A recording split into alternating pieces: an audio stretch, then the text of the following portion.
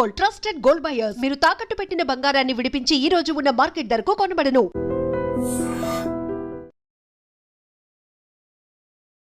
Hi, hello, నమస్తే, welcome back to iDream media. ఈరోజు మనతో ఉన్నారు 30 ఇయర్స్గా లా ప్రాక్టీస్ చేస్తూ ముఖ్యంగా ఇమ్మిగ్రేషన్ మనకి లాయర్గా ఉన్న రాహుల్ రెడ్డి గారు మనతో ఉన్నారు. ఈ స్టూడెంట్ వీసాకు సంబంధించి ఓపీటీ అండ్ స్టెమ్ ఎక్స్టెన్షన్ గురించి ఈరోజు ఎపిసోడ్లో మాట్లాడబోతున్నారు. మీకు ఏ డౌట్స్ ఉన్నా సరే కామెంట్ సెక్షన్లో మెన్షన్ చేయండి. దానిపై మరిన్ని సిరీస్ ఎపిసోడ్స్ రానున్నాయి. Hi sir. నమస్కారం. బాగున్నారా? బాగున్నాను sir. How are you? Good. Sir, ముఖ్యంగా స్టూడెంట్ వీసా మీద ఎవరైతే వెళ్తూ ఉంటారో వాళ్ళు ఇనిషియల్ పీరియడ్లో వాళ్ళకి ఓపీటీ మీద ఇచ్చే ఈ టైం పీరియడ్ అనేది ఏ విధంగా ఉంటుందంటారు? లేటెస్ట్గా దాని మీద ఎటువంటి అప్డేట్స్ రానున్నాయంటారు? ఇప్పుడు నార్మల్గా డిగ్రీ చేసేటప్పుడు కానీ బ్యాచిలర్స్ కానీ మాస్టర్స్ చేయగానే మన పిల్లలు ఎక్కువ మంది మాస్టర్స్ పోతుంటారు కాబట్టి మాస్టర్స్ గురించి ఎక్కువ మాట్లాడదాం. మాస్టర్స్ డిగ్రీ అయిపోయిన తర్వాత వాళ్ళకు ఓపీటీ అని 1 year వర్క్ పర్మిట్ ఇస్తారండి. ఆ వర్క్ పర్మిట్ వచ్చినప్పుడు వాళ్ళు కంపల్సరీ వర్క్ చేయాలన్నట్టు. ఓకే. వాళ్ళకు ఒకవేళ జాబ్ రాకపోతే ఆ ఓపీటీ అనేది క్యాన్సిల్ అవుతుంది. వాళ్ళకు ఒక ట్రాకింగ్ సిస్టమ్ ఉంటుంది, సివిస్ ట్రాకింగ్ సిస్టమ్ అని ఉంటుంది అన్నట్టు. ఆ ట్రాకింగ్ సిస్టంలో వాళ్ళు ఇన్ఫామ్ చేయాలి, మీ ఎంప్లాయర్ ఎవరు, ఎక్కడ ఉంటున్నావు నువ్వు, ఇవన్నీ ఇన్ఫామ్ చేయాలన్నట్టు. అయితే ఆ 1 year పీరియడ్లో 90 days అన్ఎంప్లాయ్మెంట్ అలౌడ్ అండి. 90 days వరకు 90 days without employment 90 days unemployment allowed. ఒకవేళ 91 day కనుక వచ్చింది అనుకోండి, ఖతం, సివిల్ సిస్టమ్ నుంచి వన్ కిక్ అవుట్ చేసి పడేస్తారు. అంటే అతను F1 వీసా ఖతమైంది, అక్కడ ఉండటానికి వీల్లేదు, అక్కడ ఓపీటీ అన్నది అతనికి వచ్చిన పర్మిట్ కూడా ఆటోమేటిక్గా క్యాన్సిల్ అయిపోతుంది అన్నట్టు. సో ఈ లోపల ఇతను ఎంప్లాయ్మెంట్ తీసుకోవడం కంపల్సరీ అవుతుందండి. సో ఈ లోపు ఎంప్లాయ్మెంట్ వచ్చింది అనుకుందాము, ఆఫ్టర్ 1 year ఆ ఎంప్లాయ్మెంట్ మీద ఎటువంటి ప్రొసీజర్ ఉంటుంది? స్టెమ్ ఎక్స్టెన్షన్ అనేది కంపల్సరీ చేయించుకోవాలి. అసలు స్టెమ్ ఎక్స్టెన్షన్ ఎందుకు చేయించాలంటే? అయితే ఇప్పుడు నార్మల్గా డిగ్రీస్ అక్కడ 2గా డివైడ్ చేస్తారండి. ఒకటేమో స్టెమ్ డిగ్రీ అంటే నార్మల్గా సైన్స్ కానివ్వండి, తర్వాత ఫిజిక్స్ కానీ, మ్యాథ్స్ కానివ్వండి, తర్వాత కంప్యూటర్ సైన్స్, ఇంజనీరింగ్ డిగ్రీస్, ఇవన్నీ స్టెమ్ డిగ్రీస్ అంటారండి. ఓకే. గవర్నమెంట్ అక్కడ పిల్లల్ని స్టెమ్ డిగ్రీస్ చేయడానికి ప్రమోట్ చేయడానికి ఈ స్టెమ్ ఎక్స్టెన్షన్ ఒకటి పెట్టింది అన్నట్టు. అంటే వీళ్ళకు మాస్టర్స్ డిగ్రీ కంప్లీట్ అయిపోయిన తర్వాత, అంటే కంప్యూటర్ సైన్స్లో మోస్ట్లీ మన వాళ్ళందరూ కంప్యూటర్ సైన్స్లో చేస్తారు కాబట్టి దాని గురించి ఎక్కువ మాట్లాడుకుందాం. సో అందులో ఫస్ట్ 1 year ఓపీటీ అని వర్క్ పర్మిట్ ఉంటుంది. ఆ వర్క్ పర్మిట్ అయిపోయిన తర్వాత అతనికి జాబ్ ఉంటే ఇంకొక 2 years వర్క్ పర్మిట్ వస్తుందండి. దాన్ని స్టెమ్ ఎక్స్టెన్షన్ అంటారు అన్నట్టు. ఆ స్టెమ్ ఎక్స్టెన్షన్లో కూడా 90 days అన్ఎంప్లాయ్మెంట్ అలౌడ్ అక్కడ, అందులో కూడా. అయితే రెండిట్లో కలిపి 150 రోజులే. అంటే ఎక్కడో ఒక దగ్గర తగ్గించుకోవాలన్నట్టు. ఇక్కడ 90 days, అక్కడ 90 days బ్యాక్స్, ఓవరాల్గా 150 days దాటకూడదు అన్నట్టు. స్టెమ్ ఎక్స్టెన్షన్లో కూడా జాబ్ కంపల్సరీ ఉండాలి, జాబ్ కంపల్సరీ చేయాలి. అంటే ఈ 180 days పక్కన పెడితే యాక్చువల్లీ 150 90 + 90 కాదు అక్కడ. ఇక్కడ 60 ఇవ్వాలన్నా అక్కడ 70 ఎక్కడో కంట్రోల్ చేసి పెట్టాలన్నట్టు.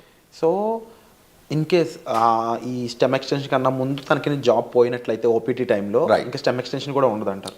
ఒకవేళ స్టెమ్ ఎక్స్టెన్షన్ చేసే టైంలో ఓకే, మీకు మొదలే స్టెమ్ ఎక్స్టెన్షన్ ఓపీటీ అయిపోక ముందే మీకు 3 months ముందే స్టెమ్ ఎక్స్టెన్షన్ ఫైల్ చేసుకోవచ్చు. ఒకవేళ స్టెమ్ ఎక్స్టెన్షన్ ఫైల్ చేసుకునే తప్పుడు ఒకవేళ జాబ్ లేదనుకోండి, ఇక మనోని గోవింద, అతనికి మాత్రం ఆ స్టెమ్ ఎక్స్టెన్షన్ రాదు. కంపల్సరీ అప్పుడు జాబ్ ఉండాలి. సో కంపల్సరీ ఓపీటీ టైంలో జాబ్ ఉండాలి అండ్ అది ఎక్స్టెన్షన్ టైంలో కంపల్సరీ జాబ్ ఉండాలి. ఓపీటీ మొదలైనప్పుడు ఉండనక్కర్లేదు, ఓపీటీ ఎండ్ అయ్యేటప్పుడు మాత్రం కంపల్సరీ ఉండాలి, లేకపోతే మనోడు గోవింద అవుతాడు, స్టెమ్ ఎక్స్టెన్షన్ రాదు. సో ఓవరాల్గా how long they can stay? 3 years time duration proper stay చేయొచ్చు? అవునండి, 3 years. అంటే 2 years ఏమో వీళ్ళు మాస్టర్స్ చేస్తారు. టిపికల్గా 1.5 year. వీళ్ళు మన వాళ్ళు పోయేది ఆగస్టు పోయిన తర్వాత మే జూన్ కల్లా గ్రాడ్యుయేట్ అవుతారు నెక్స్ట్ ఇయర్కు. అంటే 1.5-2 years వీళ్ళు గ్రాడ్యుయేట్ అయిపోయిన తర్వాత మళ్ళీ వీళ్ళకు 3 years. ఫస్ట్ ఓపీటీ 1 year, తర్వాత స్టెమ్ ఎక్స్టెన్షన్ 2 years. ఈ 3 years పర్మిట్ ఉంటుంది, వర్క్ పర్మిట్. ఈ లోపల కనుక మనోడు లాటరీ, H1B లాటరీ మీకు తెలుసు కదా, మార్చ్లో 80,000 members H1B లాటరీ చేస్తారు కదా. అప్పుడు చేసినప్పుడు ఇతను ఎంప్లాయర్ H1B లాటరీ చేస్తే H1B వచ్చేస్తేనేమో ఖతం అన్నట్టు. ఓపీటీ స్టెమ్ ఎక్స్టెన్షన్ ఈ అబ్బాయికి అవసరం లేదు, H1B మూవ్ అవుతాడు అన్నట్టు. ఒకవేళ రాకపోతే, అప్పుడు కూడా రాకపోతే ఇక మళ్ళా వేరే వీసా పోవడం కానీ లేదా అంటే వెనకకు రావడం కానీ అవసరం పడుతుంది అండి వీళ్ళకు. ఈ ఓపీటీ స్టెమ్ ఓపీటీ రెండు సిమిలర్ అనిపిస్తుంది సార్, డిఫరెన్సెస్ ఏం లేవా ఈ రెండిట్లో? చాలా డిఫరెన్స్ ఉందండి. ఓపీటీ స్టెమ్ ఎక్స్టెన్షన్ చాలా డిఫరెన్స్ ఉంది. ఓపీటీ పీరియడ్లో వాలంటరీ ఎంప్లాయ్మెంట్ అలౌడ్, అంటే internship, unpaid internship allowed. Okay. అంటే ఏదైనా కంపెనీ ద్వారా కానీ ఏదైనా ట్రైనింగ్ ఇస్తాను అనుకోండి, ఈ అబ్బాయి కనుక అక్కడికి పోయి, అబ్బాయి కానీ అమ్మాయి కనుక అక్కడికి పోయి వాళ్ళు ట్రైనింగ్ తీసుకుంటే పని చేయకున్నా కూడా ట్రైనింగ్ తీసుకున్నందుకు దానికి డబ్బులు ఇవ్వరు వాళ్ళు. ఎందుకంటే ట్రైనింగ్ ఇచ్చేది ఎక్కువ, డబ్బులు ఎందుకు ఇస్తాడు? ఇవ్వడు కదా. ఇవ్వనప్పుడు కూడా ఇతను ఓపీటీ పీరియడ్లా అక్కడ ట్రైనింగ్ తీసుకుంటే అది ఎంప్లాయ్మెంట్ కింద కౌంట్ అవుతుందండి. ఓకే. అదే స్టెమ్ ఎక్స్టెన్షన్కి వచ్చేటప్పుడు కంపల్సరీ పెయిడ్ ఎంప్లాయ్మెంట్ అన్నది అవసరం. ఓపీటీ పీరియడ్లో ఏమో voluntary or unpaid internship allowed, paid allowed, unpaid allowed. కానీ స్టెమ్ ఎక్స్టెన్షన్కి వచ్చేవాడు కంపల్సరీ పెయిడ్ అలౌడ్ అని, కంపల్సరీ పెయిడ్ ఉండాలి. పెయిడ్ లేకపోతే మనోడు బయటపడాల్సి వస్తుంది అన్నట్టు. ఈ అన్ఎంప్లాయ్మెంట్ రూల్ అనేది ఎలా వర్కౌట్ అవుతుంది ఓపీటీలో కానీ స్టెమ్ ఓపీటీలో కానీ? రైట్. ఇప్పుడు ఓపీటీ ఉన్నప్పుడు నేను చెప్పాను కదండి 90 days. ఓకే, 90 daysలో అంటే ఇతను కనుక ఒక 30 days కనుక సేవ్ చేసుకుంటే మళ్ళీ నెక్స్ట్లో కూడా 90 వాడుకోవచ్చు. అంటే ఇక్కడ 60 వాడుకొని మళ్ళీ నెక్స్ట్ 90 వాడుకుంటే బెటర్. ఓకే, కానీ ఇతనికి 90 days దాకా పర్మిట్ ఉంటుంది అన్నట్టు. సో నార్మల్గా వీళ్ళకి ఇంటర్న్షిప్స్ వస్తాయండి బాగానే. లేకపోయినా కానీ మన చాలా కన్సల్టింగ్ కంపెనీస్ ఏం చేస్తారంటే వీళ్ళని ట్రైనింగ్లో పెడతారు బాగా. అంటే పర్టికులర్గా ఏదైనా పర్టికులర్ టెక్నాలజీ ఉందనుకోండి, ఇప్పుడు ఏఐ అనేది బాగా హాట్ టెక్నాలజీ. ఈ పూర్వకాలంలో ఏం చేస్తారు, ఈ పూర్వకాలను తీసుకొని మొత్తం అందరినీ మంచిగా ఒక ట్రైనింగ్ ఇప్పించేసి వాళ్ళకి బాగా పర్టికులర్ దాని మీద ట్రైనింగ్ చేసి ప్లేస్ చేస్తారు. అంటే ఎంప్లాయర్ కూడా లాభం ఉంటుంది, ఎందుకంటే వీళ్ళు ప్లేస్ చేసినప్పుడు వాళ్ళకి వచ్చే డబ్బులలో వాళ్ళ కమిషన్ ఉంటుంది కదా, అది బాగానే వాళ్ళకు ఉంటుంది కాబట్టి అట్లా చాలా. సో ఓపీటీ పీరియడ్ అన్నప్పుడు నార్మల్గా అయితే మన వాళ్ళు ఎవరికి కూడా ఇబ్బంది ఉండకూడదండి. ట్రైనింగ్ బాగానే ఇస్తారు, ట్రైనింగ్ బాగానే ఇచ్చే కంపెనీలు ఉన్నాయి, వీళ్ళు తీసుకునే కంపెనీ. స్టెమ్ ఎక్స్టెన్షన్కి వచ్చేటప్పుడు మాత్రం ఇబ్బంది అయింది. ఎందుకంటే స్టెమ్ ఎక్స్టెన్షన్ మీద ఉన్నప్పుడు పేమెంట్ అన్నది, పెయిడ్ జాబ్ అన్నది ఉండాలి కదా. అప్పుడు పెయిడ్ జాబ్ ఇంకా లేకపోతే మాత్రం మన వాళ్ళకి ఇబ్బంది అవుతుందండి అప్పుడు. సో ఓపీటీలో టైంలో అన్ఎంప్లాయ్మెంట్ అనేది ఉండకూడదు, అట్లీస్ట్ ఇంటర్న్గానే పనిచేసి ఉండాలి. రైట్. లేకపోతే కంపల్సరీ వెనక్కి రావాల్సిందే తప్ప. రైట్, కంపల్సరీ వెనక్కి రావాల్సిందే. సో ఈ టైంలో అంటే స్టెమ్లో కానీ ఓపీటీ టైంలో కానీ జాబ్ లేకుండా ఉన్న పర్సన్ లీగల్గా స్టే చేయడానికి ఏమైనా ఆప్షన్స్ ఉన్నాయి? అంటే నేను చెప్పినా కదండి, మొత్తం టోటల్గా 150 days అలౌడ్.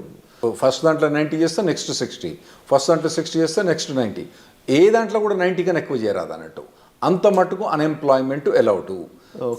ఫస్ట్ ఓపీటీ పీరియడ్లో మీకు stem voluntary unpaid internship allowed, stem extension allowed కాదు. సో మీరు అన్నది కరెక్ట్. ఒకవేళ కనుక ఆ 150 days కూడా క్రాస్ అయితే అతను లీగల్ స్టేటస్ పోద్ది. ఇవన్నీ ఇన్ఫర్మేషన్ ట్రాకింగ్ ఎక్కడ ఉంటుంది అంటే సివిల్ సిస్టంలో ట్రాకింగ్ ఉంటుంది అన్నట్టు. వాళ్ళు ట్రాక్ చేస్తూ ఉంటారు అన్నట్టు. ఇవన్నీ వీళ్ళు చెప్పాలి, పిల్లలు పోయి వాలంటీర్గా నాకు జాబ్ పోయింది పోలేదని. అందులో కూడా ఇన్వెస్టిగేషన్స్ అవుతూ ఉంటాయి అప్పుడప్పుడు. ఒకవేళ మనోడు జాబ్ చేస్తాడనుకోండి, జాబ్ పోయిందనుకోండి, వీడు చెప్పలేదనుకోండి, దెన్ అతనికి ప్రాబ్లం రావచ్చు. ఇంకోటి ఏంటంటే కంపెనీ కూడా ఇన్ఫార్మ్ చేస్తుంది కాలేజ్కు, అరే నాయన మా దగ్గర పనిచేస్తాడు కానీ ఇప్పుడు వీడు మా దగ్గర లేడు అని చెప్పి వాళ్ళు కంపెనీకి ఇన్ఫార్మ్ చేస్తారు, మన యూనివర్సిటీకి ఇన్ఫార్మ్ చేస్తే వీళ్ళని టర్మినేట్ అయిపోతారు అన్నట్టు. సో ఆ పీరియడ్లో ఎంప్లాయ్మెంట్ అనేది చాలా అవసరం అండి. అయితే ఈ స్టెమ్ ఎక్స్టెన్షన్లో 40 hours జాబ్ అవసరం లేదు, 25-30 hours జాబ్ కూడా చేసుకోవచ్చు. ఒకవేళ కనుక అతనికి తక్కువ జాబ్ ఏదైనా దొరికిందనుకోండి, తక్కువ టైంలో దొరికిందనుకోండి, స్టెమ్ ఎక్స్టెన్షన్లో ఆ 25 hours 30 hours కూడా చేసుకోవచ్చు అన్నట్టు. ఇది స్టెమ్ ఎక్స్టెన్షన్ ఫస్ట్ 1 year కాదు, తర్వాత నెక్స్ట్ 2 yearsలో. ఓపీటీలో ఇన్ కేస్ ఈ ఫ్రీ జాబే ఉంది, ఇంకా అవును, నెక్స్ట్ స్టెమ్ ఎక్స్టెన్షన్ ముందు కూడా ఫ్రీ జాబే ఉంది అంటే ఓపీటీ నుంచి స్టెమ్ ఎక్స్టెన్షన్ పోయేటప్పుడు ఆ స్టెమ్ ఎక్స్టెన్షన్ జాబ్ అన్నది కంపల్సరీ పెయిడ్ జాబ్ ఉండాలి. లేకపోతే యుఎస్సిఎస్ పర్మిషన్ ఇవ్వదు, స్టెమ్ ఎక్స్టెన్షన్ ఇవ్వదు.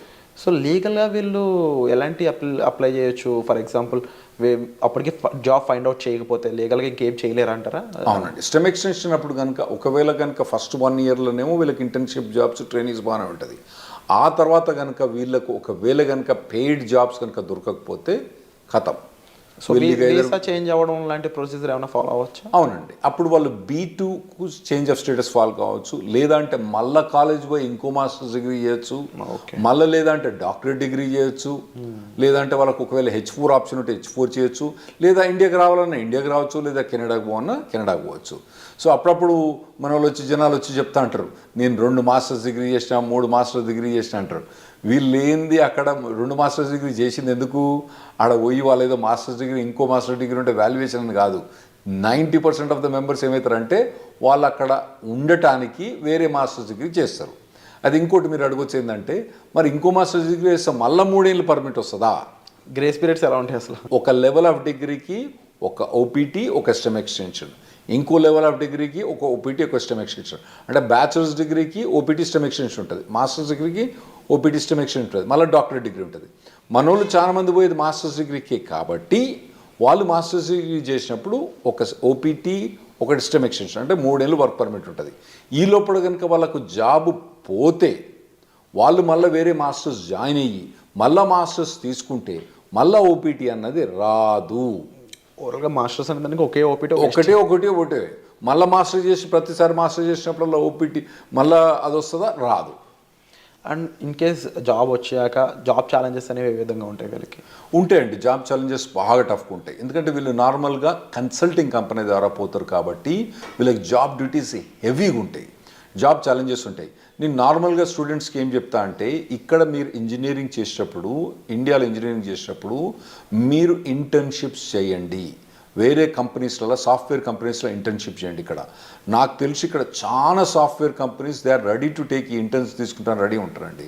ఇంటర్న్షిప్ చేయండి, తర్వాత పర్టికులర్గా ఏ సాఫ్ట్వేర్ మీద కానీ ట్రైనింగ్ చేయండి, మోడల్ ప్రాజెక్ట్స్ చేయండి. ఇటువంటివన్నీ మీరు ఫస్ట్ ఇయర్ నుంచి చేసుకుంటే రావాలన్నట్టు.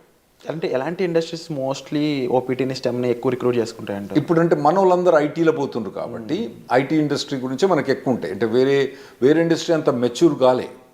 ఇప్పుడు వేరే మెకానికల్ ఇంజనీర్ కానీ, సివిల్ ఇంజనీర్ కానీ వీళ్ళకి పోతే వీళ్ళకు ఓపీటీ మీద జాబ్ కానీ, మెకానికల్ ఇంజనీర్ వాటి మీద ఓపీటీ స్టెమిషన్ చాలా కష్టమైంది అబ్బాయిలకు వాళ్ళకు. అదే ఐటీలో పోయిన వాళ్ళకి ఏంటంటే వీళ్ళకి ఒక పాత్వే ఉన్నది ఆల్రెడీ. చాలా మటుకు జాబ్ ఆపర్చునిటీస్ బాగానే ఉన్నాయి. కాకపోతే మన పిల్లలు ఏం చేయాలంటే మొదటి నుంచే వీళ్ళు ట్రైన్ కావాలి. ఏదైనా పర్టికులర్ టెక్నాలజీ ఎంచుకొని వీళ్ళు ఫస్ట్ ఇయర్ బ్యాచిలర్స్ డిగ్రీ కానీ, సెకండ్ ఇయర్ బ్యాచిలర్స్ డిగ్రీ కానించి అప్పటి నుంచి ఏదైనా టెక్నాలజీ ఎంచుకొని పోవాలి. తర్వాత ఏంటంటే మధ్యలో టెక్నాలజీ చేంజ్ అయిందనుకోండి, చేంజ్ కావాలి దానికి టెక్నాలజీ. ఎందుకంటే టెక్నాలజీ ఎంత ఫాస్ట్గా చేంజ్ అవుతుందంటే, ఆర్టిఫిషియల్ ఇంటెలిజెన్స్ ఏంటంటే 3 ఏళ్ల కింద దాని పేరేం లేదు, నవిడియా పేరేం లేదు. ఇప్పుడు అది number 1 company in the world అయిపోయింది. సో అట్లా టెక్నాలజీస్ అన్ని ఇప్పుడు అందరూ ఎవ్వరు కూడా ఆర్టిఫిషియల్ ఇంటెలిజెన్స్ అంటున్నారు అన్నట్టు. కొన్ని కంపెనీస్ పనిచేస్తూ చెప్తారు, మాకు అసలు ఆర్టిఫిషియల్ ఇంటెలిజెన్స్ అవసరం లేదు, కానీ మా కంపెనీలో ఎందుకు హైర్ చేస్తున్నారో లేదు, వాడు రెజ్యూమ్ మీద ఆర్టిఫిషియల్ ఇంటెలిజెన్స్ బెటర్, వానికి ఒక ఏదైనా కోర్స్ కానీ, ఏదైనా ఒక 5 months ఎంప్లాయ్మెంట్ కానీ, ఇంటర్న్షిప్ కానీ ఉంటే తీసేసుకుంటారు మా దగ్గర అని చెప్తాను వాళ్ళు. సో అటువంటి హాట్ టెక్నాలజీస్ ఉన్న వాళ్ళు వీళ్ళు చూస్ చేసుకోవడం బెటర్. కాకపోతే కొద్దిగా మొదటి నుంచి కూడా ఒకవేళ, ఎందుకంటే ఇప్పుడు ఏఐ అంటున్నారు, అంతకుముందు డేటా సైన్స్ అన్నారు, రేపు ఇంకోటి అంటారు. సో ఇటువంటి ఏ ఒక్క టెక్నాలజీ కూడా ఒక పర్సన్ ట్రైన్ అయితే ఆ టెక్నాలజీ మారినప్పుడు ఈజీగానే అడాప్ట్ అయిపోతారు. నువ్వు ఉట్టిగానే కూర్చొని 4 ఏళ్ళు ఏం పని చేయకుండా, ఆ తర్వాత నువ్వు మాస్టర్స్ డిగ్రీ చేసేటప్పుడు కూడా ఏం ట్రైనింగ్ తీసుకోకుండా చక్కగా నువ్వు పోయి మాస్టర్ డిగ్రీ అయిపోయిన తర్వాత నువ్వు ఓపీటీకి పర్మిషన్ ఇచ్చి ఆడ పోయి జాబ్ ఏమంటే అప్పుడు కష్టమైంది. ఇప్పటి నుంచి మీరు బిల్డప్ చేసుకుంటూ పోవాలన్నట్టు. ఇవి చాలా కాంపిటేటివ్గా ఉంటాయి ఓపీటీ స్టెమ్లో కూడా. అట్ ది సేమ్ టైం మీరు ఈ డౌన్ టర్న్స్, ముఖ్యంగా లే ఆఫ్స్ కానీ అవి ఎంత ఇంపాక్ట్ చేస్తాయంటారు ఓపీటీ వాళ్ళని? బాగుంటాయి, ఓపీటీ మీద ఇంపాక్ట్ బాగుంటుంది. ఫస్ట్ ఒకటి మీరు అర్థం చేసుకోవాలి, శాలరీస్ ఎట్లున్నాయి వీళ్ళవి. యుఎస్ శాలరీస్ 80 లక్షలు 90 లక్షలు. ఏది ఓపీటీ స్టెమ్ ఎక్స్టెన్షన్ కూడా 80 లక్షలు 90 లక్షల నుంచి మొదలైతే వాళ్ళకి శాలరీస్. సో మనకి ఇక్కడ ఇండియాలో ఏంది, మీరు పెద్ద కంపెనీలు పోయినా అనుకోండి, అది వెరీ సర్ప్రైజ్. గూగుల్ అటువంటి కంపెనీస్లలో, అంటే నేను పర్టికులర్ గూగుల్ అని చెప్పాను, వేరే కంపెనీస్లో శాలరీ చూస్తే వాళ్ళకి ఏంది నెలకు 30,000, నెలకు 25,000, అంటే దాదాపుగా 4 లక్షలు 5 లక్షల ప్యాకేజ్ కూడా మా ఎక్కువ ఇక్కడ. ఏది ఎంట్రీ లెవెల్లో అక్కడ 80 లక్షల నుంచి 90 లక్షల దాకా ప్యాకేజ్ ఉంది అక్కడ.